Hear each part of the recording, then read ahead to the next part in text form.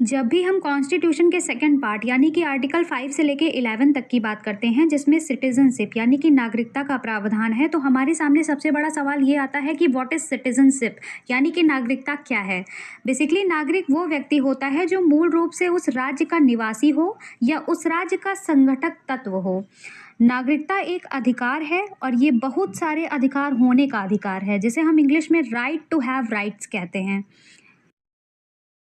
किसी देश में रहने वाले बहुत सारे व्यक्तियों में से जिनके पास सबसे ज़्यादा राइट्स यानी कि अधिकार होते हैं या सारे अधिकार होते हैं, वो वहाँ के नागरिक कहलाते हैं। इसका अगर एग्जाम्पल हम देखें तो हमारे कॉन्स्टिट्यूशन के मौलिक अधिकार वाले भाग में कुछ अधिकार ऐसे हैं जो सभी को उपलब्ध हैं, अर्थात भारतीय नागरिक के साथ साथ वे अधिकार विदेशी नागरिकों को भी उपलब्ध हैं, जैसे कि article 14, article 21, article 25 and article 32।